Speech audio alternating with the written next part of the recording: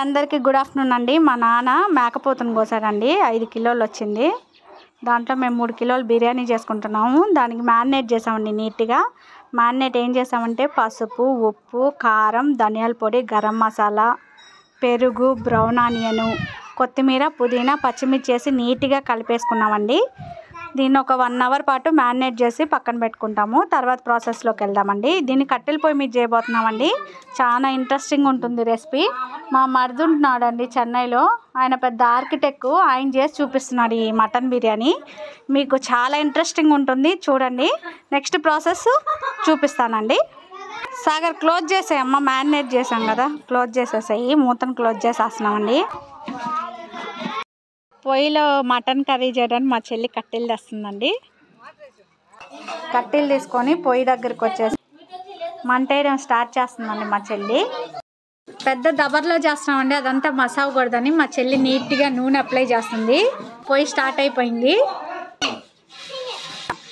మా master chef వస్తాడు, ఆయన చేస్తాడండి ప్రాసెస్ అంతా. పొయ్యి మీద పెట్టేసాము.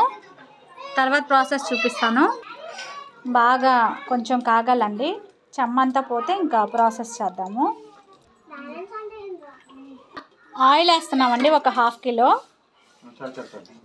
బిర్యానీలో కావాల్సిన సామాగ్రి అండి: బిర్యానీ ఆకు, ఇలాచి, పట్ట, స్టార్ అనాస్, మొగ్గ, పువ్వు అండి, బ్లాక్ అండమని, ఇవన్నీ మనము ఆయిల్లో వేసేసుకుందాం. వేసేస్తున్నామండి మొత్తం.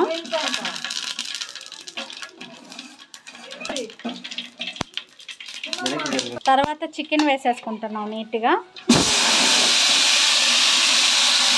మనం మ్యారినేట్ చేసుకున్న చికెన్ మొత్తం వేసేసుకున్నామండి.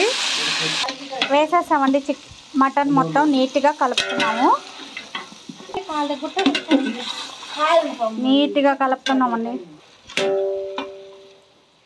నీట్గా కలిపేసుకున్నామండి. కొంచెంసేపు మగ్గనిచ్చాక తర్వాత ప్రాసెస్లోకి వెళ్దాం. మా నాన్న మధ్యలో వచ్చి ఏమైంది అని మా మధ్యని అడుగుతున్నాడు. మా మధ్య కలిపెడుతున్నాడు, నీట్గా స్ప్రెడ్ చేస్తున్నాడు. ప్లేట్ పెట్టేస్తున్నామండి నీట్గా. చూస్తున్నాము, చూడండి ఎంత బాగా ఉడుకుతుందో.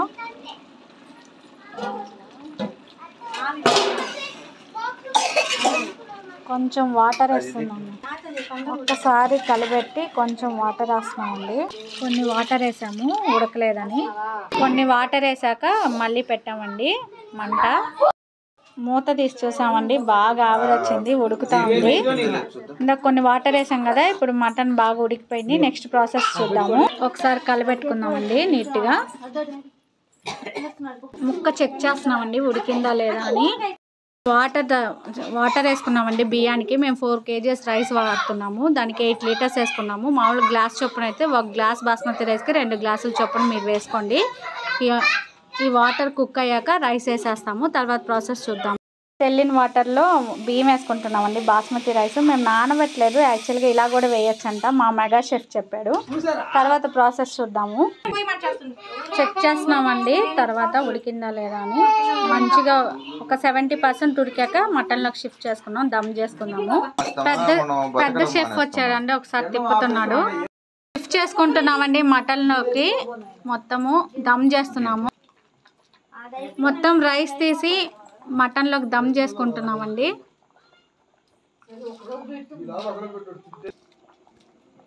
మొత్తం దమ్ పెట్టేసుకున్నామండి. ఇప్పుడు పొయ్యి మీద పెట్టేసుకున్నాం. బ్రౌన్ ఆనియన్స్ కొంచెం పైన వేసుకుంటున్నామండి. కొంచెం నెయ్యి వేసుకుంటున్నామండి.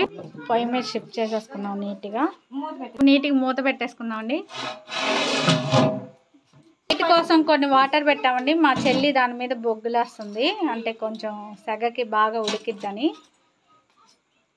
మొత్తం నిప్పులు వేసేసామండి. తర్వాత ఒక 1/2 అవర్ ఆగి బిర్యానీ ఎలా వచ్చిందో చూద్దామండి.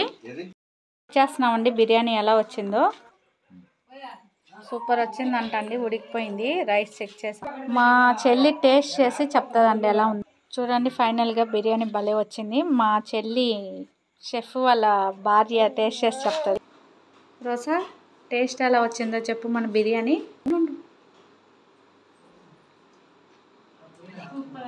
సూపర్ ఉందా? అద్భుతమా?